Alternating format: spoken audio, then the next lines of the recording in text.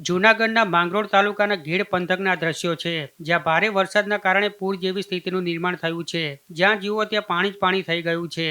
પછી તે ખેતરો હોય, રસ્તાઓ હોય કે ઘરો, અત્ર તત્ર સર્વત્ર પાણી જ પાણી થઈ ગયું છે. ભારે પૂરના કારણે અનેક લોકોના ઘરોમાં કેળસમાં પાણી ઘૂસી ગયા છે. આથી ઘરમાં રહેલું ઘરવખરી સહિતનો સામાન પલળી ગયો છે.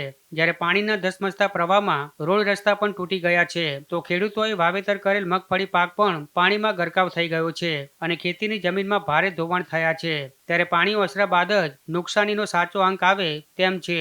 જ્યારે આ પૂરની સ્થિતિ જાણવા જીએસટીવીની ટીમ સામરડા ગામે પહોંચી હતી અને લોકોને મળી લોકોની વ્યથા જાણવા પ્રયાસ કર્યો હતો, ત્યારે તંત્રએ સહાય કરી હોવાના દાવાઓ પોકળ હોય તેમ જાણવા મળ્યા હતા. ગેડ પંથકના લોકો જણાવી રહ્યા છે કે અમારે તો દર વખતે આવું થાય છે, પરંતુ તંત્ર દ્વારા હજુ સુધી કોઈ અમને આવીને પૂછ્યું નથી કે તંત્ર ફરક્યું નથી. આમ એક તરફ ગેડના વિકાસની વાતો નેતાઓ કરે છે, તો બીજી તરફ ગેડના લોકોની પરિસ્થિતિ દયનીય બની છે.